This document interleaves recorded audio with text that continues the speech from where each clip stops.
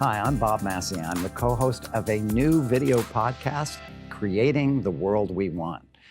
And I'm excited to be here with my co-host, Tom Dodge, and our guest, who I'll introduce in a moment, Dr. Atyia Martin. Tom? It's a pleasure to be here with all of you. It's an honor that we get to continue this and create this discussion about imagining and articulating the future we want to create together. Our mission, our team's mission, is to engage, educate, and encourage action through multimedia. So we are hopefully reaching you through our video podcast here, and we're really excited to begin this journey with you. So let me tell you a little bit about this extraordinary woman who has joined us today. And thank you so much, Dr. Martin, for being. I have seen Dr. Martin, and we have become friends over the years, and she has an amazing background and range of experiences. So just to go very quickly, she has a master's in Homeland Security from the University of Connecticut and a doctorate in law and policy from Northeastern. She was an analyst in the United States Air Force, thank you for serving our country, and an expert in Serbo-Croatian. I gotta ask you about that in a minute. Then she was a regional planner in the mayor's office for emergency preparedness, and then director of the Office of Public Health at the Boston Public Health Commission. And then she took on an extraordinary job that I want to tell you a little bit about the background. So a number of years ago, the Rockefeller Foundation, one of the biggest foundations in the United States, decided to tackle climate change in a very innovative way. They gave $1 million to 100 different cities around the world in order for them to hire a chief resilience officer to help guide those cities to address climate change. Now, these cities were from all over the world, from Accra, Bangkok, Jakarta, Melbourne, and also all over the United States, including Houston and Seattle and St. Louis and Boston. So this is where Dr. Martin comes in. The mayor of Boston, Marty Walsh, needed to hire a chief resilience officer as part of receiving that grant, and he hired Dr. Martin. So let's get started. I mean, when you started, people weren't that clear about what resilience was.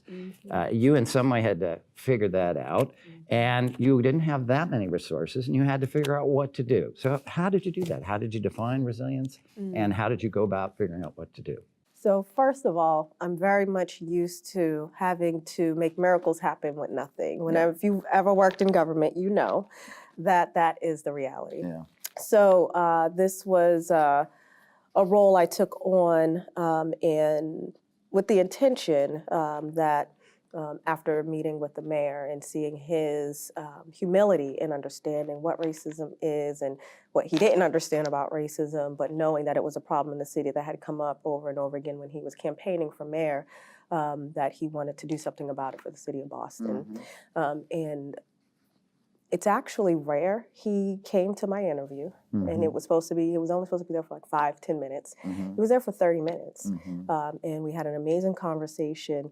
And I have to be honest, at first I didn't really want the job. Oh, really? I was encouraged by community members to apply. And they harassed me, and we were in meetings doing a planning process together when I was still the director of the Office of Public Health Preparedness. And due to the pressure, I applied, but I said, it doesn't mean I'll take it if I'm offered the position. Being in the role, it was very clear that I was going to be continuing my streak in city government as a serial entrepreneur. And we were able to really, so for me, understanding resilience actually was something that I had already worked on. It was what I focused my dissertation on for my doctorate. And I published a couple of journal articles kind of talking about the connection between resilience and socially vulnerable populations and what that means for how we need to plan for emergency. Let's go a little more deeply into that. You know, I think when the Rockefeller Foundation got going, they thought, that's Project Going, they thought this is going to be about the physical impact of climate change. And yet right away, you understood from your doctoral work and from your training and your personal values that resilience was a much bigger thing. Yes. Could you help us understand what is resilience? Yeah. What the heck is that thing? Yeah. Right. So first, let me preface it with the fact that resilience actually, in the way that Rockefeller in the way that Rockefeller created 100 Resilient Cities, which is now its own nonprofit. They do have the holistic perspective, and it's been talked about in that way for decades now. in the academic circles, which we all know there's a huge disconnect between the academic circles and what happens in the real world and practitioners, right? And so this idea of resilience really is about, for me, recognizing the relationship between what's happening in communities on a day-to-day basis and how that relates to what happens when there are emergencies or disasters, whether it's climate change or anything else.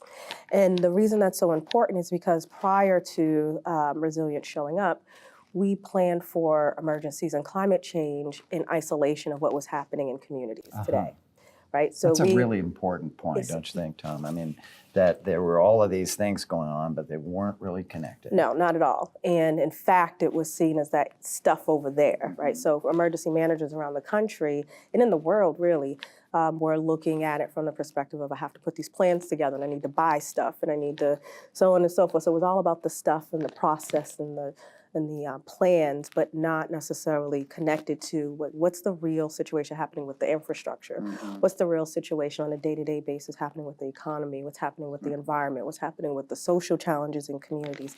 Because what we know about disasters is that they basically uncover the problems communities already have, right? So from an infrastructure perspective, if we know that we're going to have a snowstorm, you can count on the T being impacted, right? Because it is struggling every day to operate, right? We have challenges with the T every day, right? It's an old infrastructure, it needs a lot of investment.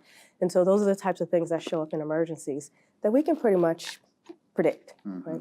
And it's the same thing with what's happening with people in our communities. People who are struggling day to day in their day-to-day lives are the same people who struggle the most after emergencies. We all get impacted, but we don't all get impacted in the same ways. And that's really important. So, I mean, through this, I believe the number was you talked to over 12,000 people across the community about this. You know, what did you learn about the disparities that are happening that aren't necessarily being discussed enough? I think for me, the biggest thing I learned, not necessarily about the disparities, but about the strength in communities, right? And so I think in a lot of discussions around what's happening in communities, especially marginalized communities, communities of color, poor communities, is this kind of paternalism, right? We come in, we're the experts, we're going to tell you what the research says, and we're going to tell you what you should be doing. And in fact, there's a level of expertise that the community hasn't. And you as a practitioner / expert going into communities have a lot to learn from them because they're the context experts. They know about the community. They know they've been there before you showed up. They know 15 years ago when the city tried to do this again under another administration, how it flopped and why it flopped and all those things. So there's a lot that we can learn from community members. And I think that gets to one of the important racial equity principles, which is community engagement. And not just outreach. Those are two very different things. Outreach is a part of community engagement, right? But in essence, it's not enough. Well, let me jump in because I was very impressed. We had the chance to work together when I was at UMass Boston, getting the Sustainable Solutions Lab going and trying to figure out how all of these conversations about climate and social resilience. But you had done your studies that showed all of the different social determinants, and we'll put some of those up on the screen later, but I'm just going to show one here, and for those who are listening, it's a map that shows over and over again how under different categories there's a concentration of impacts in certain communities. So could you just tell us a little bit more about that so that we have that as a context to underscore what you're saying, which I think is very important, that emergencies reveal problems that have already been there. Absolutely. So the maps that you're referring to are called Hotspot Maps, and I borrowed the concept from the criminal justice world, law enforcement world. So what they usually do is they'll do hotspots for crime. And so I said, well, I'm going to do hotspots for socially vulnerable categories of people. And so I looked at across the city of Boston, where were the highest statistically significant concentrations of different vulnerable populations. So I looked at people of color, I looked at low-income populations, people with disabilities, people with medical illnesses, which is very limited data on. I also looked at children who are considered very vulnerable, older adults, especially older adults who live alone. They're one of the most vulnerable groups as well. So when you look at all of those different groups, there's this consistency of social isolation. And we actually did a map of, or I did a map of social isolation as well using proxy data. So I looked at the households that were single-parent households, because they're considered one of the extremely vulnerable populations, single-parent households with multiple children, single adult in the household, and older adults who live alone. So those, and they're mutually exclusive for the most part. Well, actually all mutually exclusive.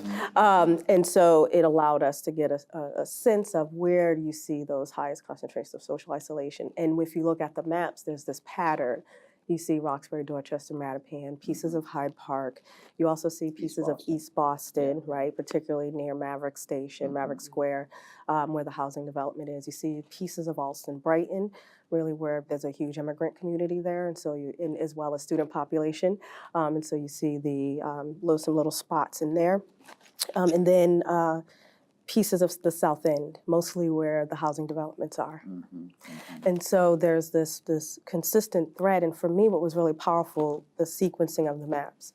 When you look at them and then you get to where the highest concentration of our children are in this city, they're in those same areas where you see these patterns of the most socially vulnerable populations, all concentrated.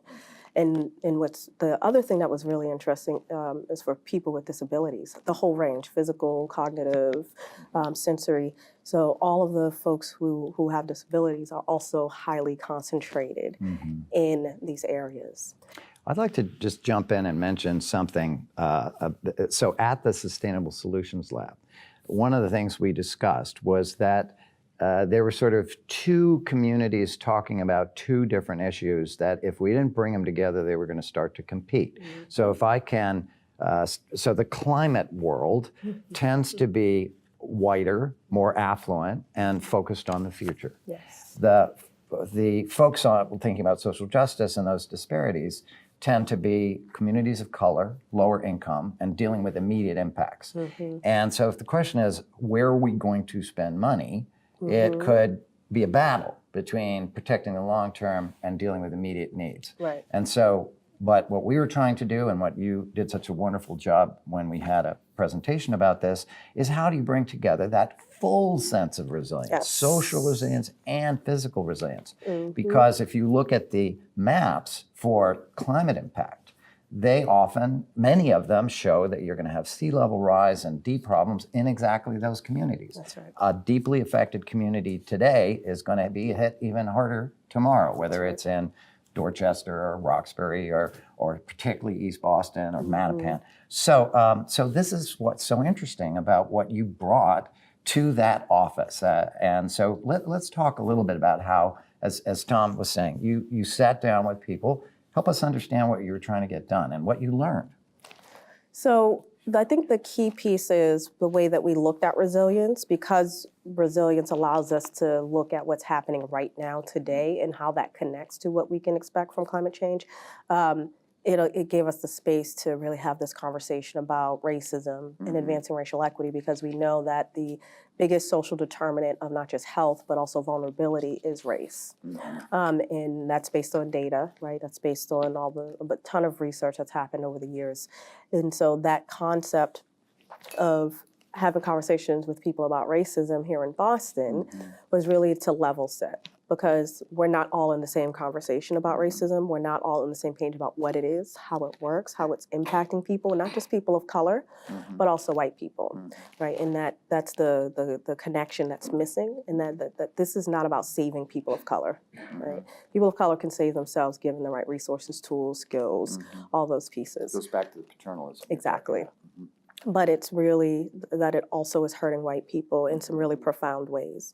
And part of our discussion really was about how do we make sure that folks have a consistent way of talking about racism in a way that is respectful of the complexity, of the nuances, of what it means to them and how it's affecting their lives and what we can actually do about it. Because that's the part we never quite get to. Right. We analyze. We analyze and analyze. We talk about the problem to death, and in many ways we talk about it where, again, we're focused on, the poor people of color are suffering, and, white people need to do this and that and the other thing. And it does it in a way that creates this distance between people of color and white people in terms of what racism is and how it's impacting us. And so I want to be explicit about what I mean, how racism hurts white people. So there's a couple of ways. So I think the biggest way is how it's used as a tool of control, right? And so racism is used by folks who are trying to get power, maintain power, some type of position that allows them to have power, usually politicians, folks in institutions, and the idea is that they tap into, very subtly, the fears that white people and even some people of color who don't understand these issues and and how it works and all those things, taps into the fear and gets them to make decisions that are actually harmful to them. And white people don't even realize it. And I'll give you concrete examples. So number one, I'll go back in history because I love using the poll tax example. So poll tax, right? So this country made a policy decision in certain states to say we don't want certain people, African Americans, who hadn't been out of slavery for very long at that point because to vote because they don't know anything, right? And we know they don't have any resources because they haven't been paid for hundreds of years for their service to this country. And so this idea of putting a poll tax in was a way to create a barrier for them to get access to voting. Now, what we understand about voting is that it is not exclusive to any one group. Voting is voting. And whenever you paint the face of an issue with a particular group, right, it makes people associate that group with the issue and then make decisions on it based on that perspective. So you fast forward, you do it. African Americans are not the only poor people at that time, right? The majority of this country throughout history has been poor and working class people. So there are poor white people who couldn't vote because they couldn't afford it either. But that's the unintended consequences.